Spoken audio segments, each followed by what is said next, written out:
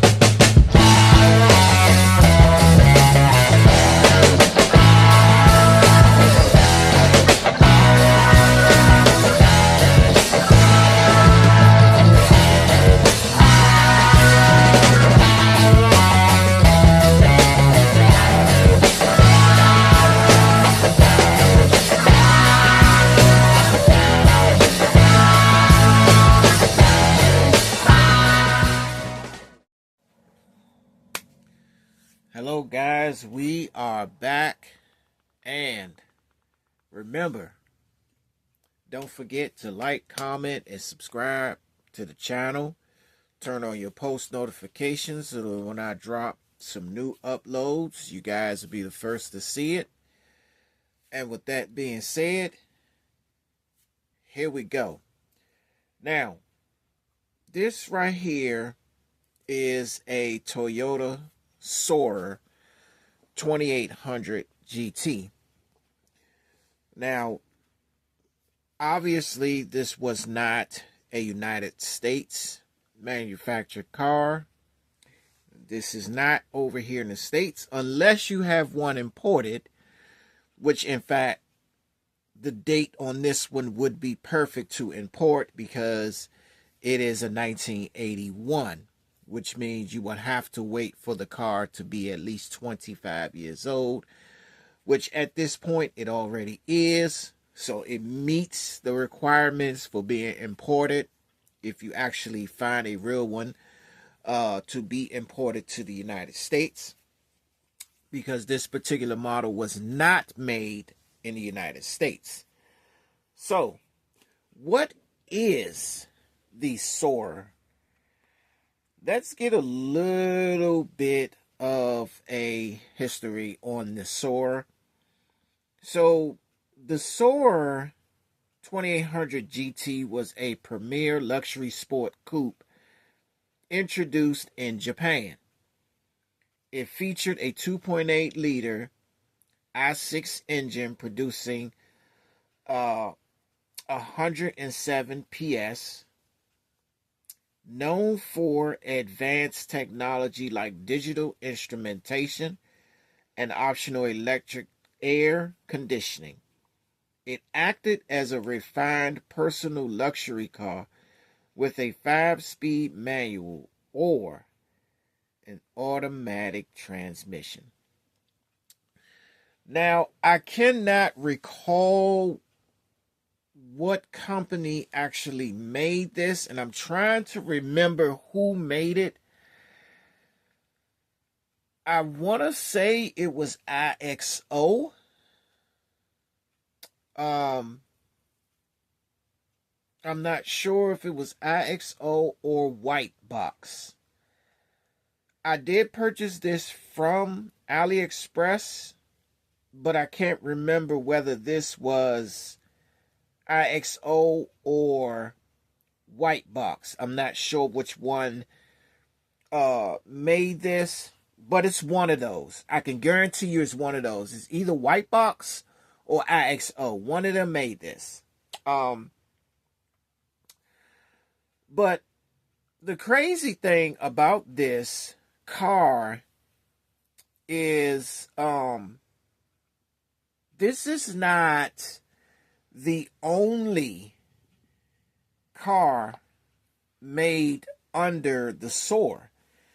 Now, the crazy part about the Soarer is there are actually some later generations of the Soarer, that you guys are actually very, very familiar with. And even myself, I was shocked to find out exactly a few of the generations later what cars were actually used later on as the Soarer that came, later on after this model. And the weirdest part about it is the fact that when I saw it, like I said, I was kind of shocked because, I didn't think that they would use those as the Soarers, but, but then again, some people may look at this and say that they're not surprised. But this car actually had, I'm trying to see how many generations this car actually had, because this isn't the only one. So there were actually 4 generations of the Soarer. Okay, so I'm going to put up a couple of pictures here so you guys can see a couple of these generations. You're going to see all 4 generations, but you're going to see a couple of these generations that you remember as being something else. Okay, so as we see here, here's the first picture. So this is the first gen Soarer, which was from 1981 to 1985. That was the production years of this first one. So this is where this car would land under the first generation. As you can see, it has every similarity to this. And like I said, the first generation was, I think, in my opinion, I actually liked. I like the shape. I like the look of the first generation. Old school classic, right? Now let's look at the second generation. Second generation ran from 1986 to 1991. Still kind of has the same look, as you can see, but I think the only difference now is that it's two-toned. You can see that the top part is one color, and around halfway down the door, and the bumpers, all of that is another color. So this is the second generation. Now, what's mind-boggling to me is, because this car is an 81, I'm trying to figure, like, in what part of the first generation did they have the two-tone, if this is an 81, where in the second generation from 86 to 91 is when they had the two-tone, but that one is a first generation. So I'm trying to understand exactly where the mishap went with this one, because when I bought this car, this it clearly said it was an 81. So that's the misconstrue that is pretty much, got me a little messed up, because it's not really being placed where I think it actually should be. Because to me, this one looks more like second gen to me, because it has the two-tone body. Let's go to the third generation. Okay, so this is the third generation. Now, what's wild about this third gen Soarer is that, yes, over in Japan, this was a Soarer. But for us American people, we also remember that this same car was also in America rebadged as a Lexus. Not just a Lexus, it was the Lexus SC400. And these were one of the first Lexus that came in the lineup when we had the LS400 and the ES250. Now, we remember those two were the first ones in the lineup. And then we ended up getting this SC400, which that was the name here in America. It was the SC400. And we remember it by that name here, where in Japan, it was actually called the Soarer. 2.5 GT, twin turbo, right? Now, let's look at the fourth generation. Watch this. Fourth generation, look at that. Fourth generation. Now, you see what this fourth generation is over in Japan.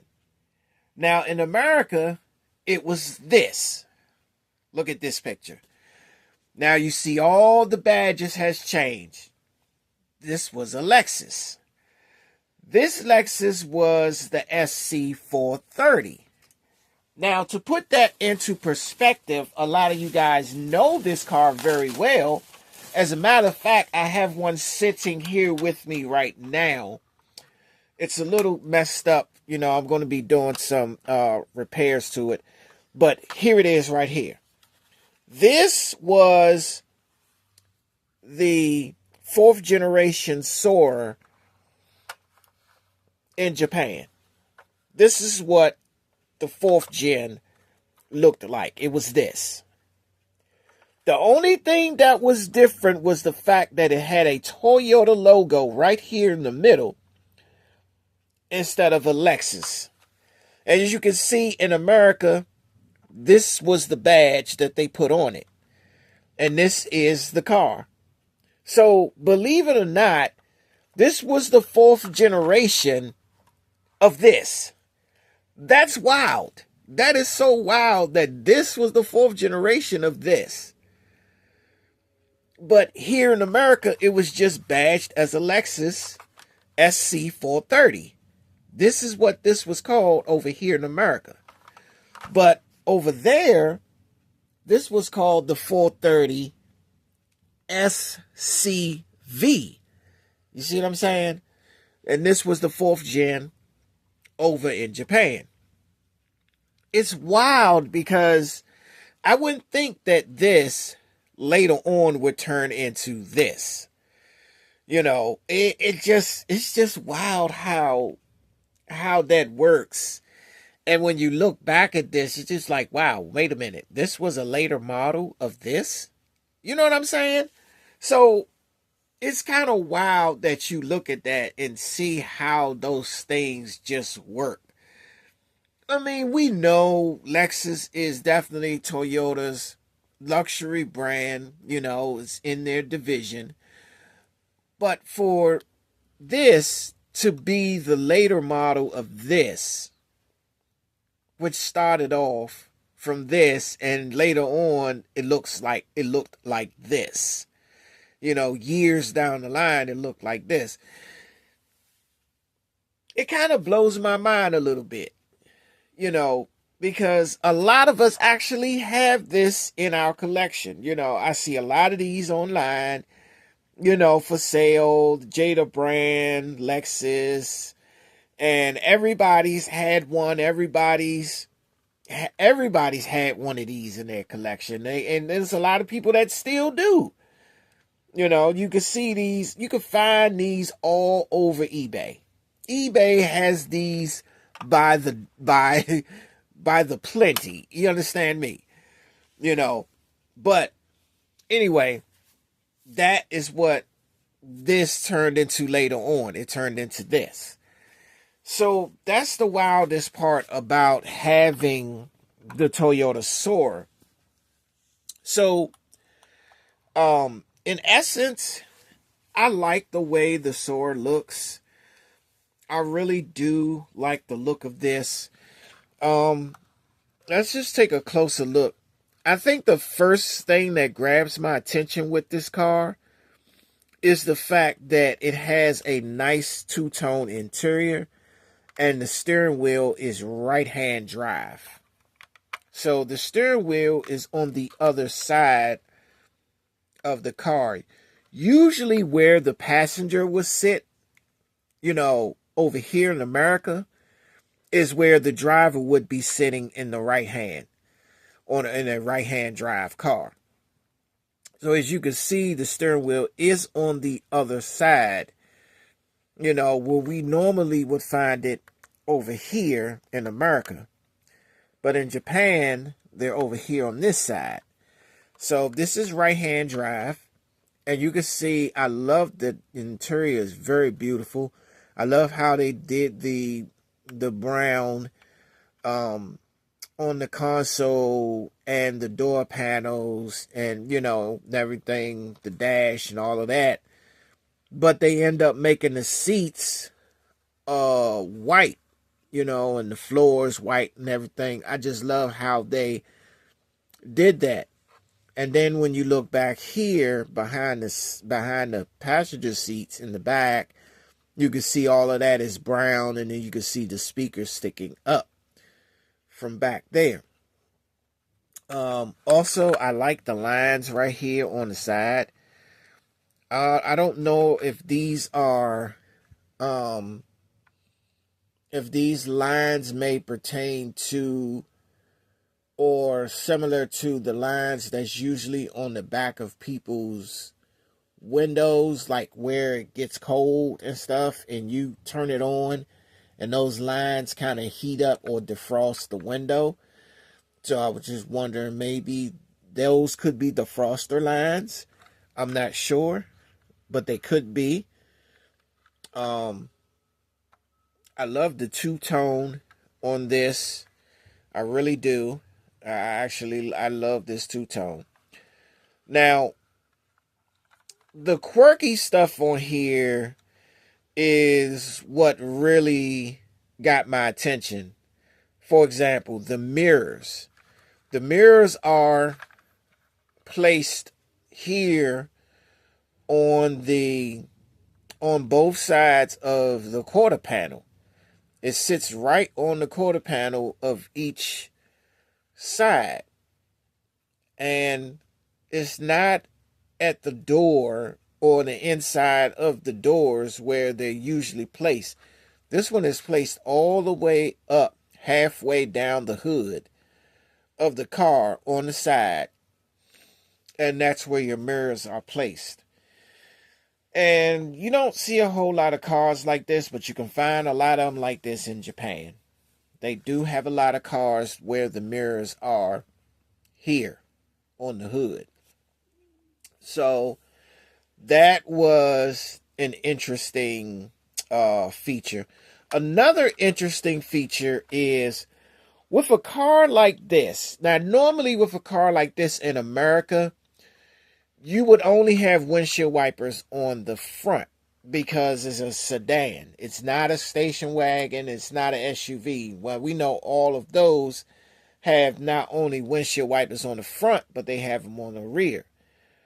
This one just happened to have windshield wipers on the front, and it has one windshield wiper on the rear. And it kind of made me wonder, like, wow, this is the first time I actually seen a sedan with a windshield wiper on the rear window. This is not something you see every day, because it's not a whole lot of cars, or it may not even be that many cars that you can put on one hand and say that they all have, windshield wipers in the rear window. You know what I mean? So that's the thing that I like about this, and it's really cool to see that ultra rare feature on a car like this, because sedans like this don't have windshield wipers on the back window unless it's an SUV or a crossover or a station wagon. Those have it, but just a regular sedan like this, you don't expect something like that. And let's check out the rear, which is I like best. I love the way they did the the tail light lenses, how they put the orange, the turn signals, the reverse lights, and just how they did with the lights, period. I love how they did those lights. They are perfect. And as you can see, it says Toyota Soarer on the right hand side of the trunk lid. And then you can see on the left hand side, it says 2.8 GT. And then in the middle, right there on the tag, you see it says Toyota Soarer 2800 GT. It also has a chrome muffler with a chrome tailpipe. Also, this car has mud flaps, as you can see right there behind the wheel, and it says Soarer on the mud flaps. I don't get, well, there's not many cars that I can say for a fact has mud flaps on them. And this one has mud flaps. Now, I do remember that back in the day, a lot of really good-looking cars that had premium packages to them did have mud flaps that were the same color as the car. And I thought it was cool. So, seeing this with mud flaps don't really surprise me because it's a 1981 model. And I think, companies were beginning to come around, as far as how to look, how your car should look, and what it represents when you show it to the public.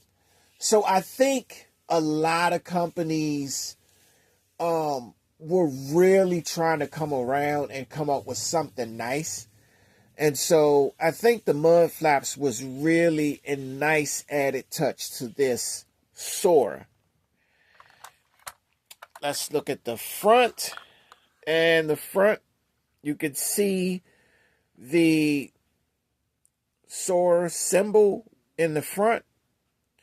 I know it's probably hard to see, but just in case you can't see it, I'm going to put the logo on the screen. Here it is. This is actually what you see on the front of this car. That is the Soarer logo there. So that way you know what it looks like, just in case you cannot see this one here on the front. But the front actually looks good. The headlights look good. Again, you can see the plate in the front says Soarer 2800 GT. So all in all, I think this is a great looking car. Oh, and by the way, the doors are the only thing that open on this. So that's the only thing with that. The doors is the only opening part on this car. No trunk, no hood. That's about it. But other than that, I think this is a really nice car. And that's why I had to get it. I think it has a great presence to it. And let's see what it says under the bottom. Okay, under the bottom it says Toyota Soarer 2800 GT. Really does not have any identifying marks under it, but it's a cool car. Um, and I hope you guys like this Toyota Soarer 2800 GT, because I sure do, or I wouldn't have purchased it. I think it's a really nice car. And like I said, it's either under the IXO umbrella or it's under the white box umbrella. I'm not sure which one it is because I purchased the car a while back. And I do mean well over a year. And I just can't remember which brand that this was under. But I guarantee you guys, it's either one of the two. It's either white box or IXO. That I know for sure. That I know for sure. So you just have to do some research and kind of see if that is in fact correct as far as it being under one of those two. If you find it under one of those two, then you're in the right place. But that's all I know. That is definitely them two. So in contrast, we look at this Soarer GT, and I like everything about it. It also kind of reminds me of a Toyota Camry back in the 90s. The one that came out in 1990. The four-door Toyota Camry. This kind of give me Camry vibes because of the way it's shaped. It almost shaped like a Camry.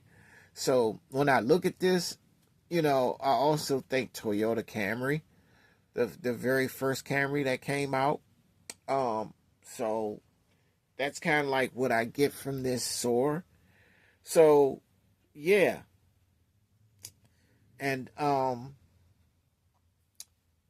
that is going to be it for the 1981 Toyota Soarer 2800 GT. It doesn't have anything else on here. It's got okay wheels, nothing to write home about, but it's got okay wheels. I think the main attraction to me with this car is the mirrors right here and the fact that the steering wheel is on the other side. That's the main thing practically that I like with this car. So yeah. So you guys tell me what you think about this 1981 Toyota Soarer 2800 GT. So, I feel like it's a nice car. Like I said, it gives me Camry vibes. And I really like it. You know, like I was saying, I'm not sure if it's a IXO brand or if it's a white box. You guys will have to do the research and figure it out because I don't have the box to it anymore, so I couldn't really tell you which one it is, but I know for sure it's one of those because I purchased it from AliExpress. I'm not sure if I'm able to go back in that history and actually pull up when I purchased that Soarer. But in any case, I know it is a 2800 GT. I know that it is from AliExpress, and the rest you're going to have to do research on as far as what company it came from. Okay. And that's really all I know. So, you guys put down in the comments what you think about the Toyota Soarer 2800 GT. Tell me what you think about the cars that came after it that were literally Lexuses here in North America.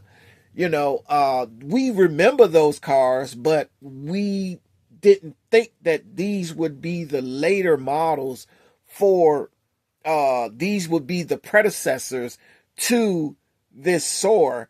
So let me know in the comments what y'all guys think about this. You know, I'm really shocked and surprised about that one when I saw those two Lexuses in there that were the predecessors to this actual Soarer.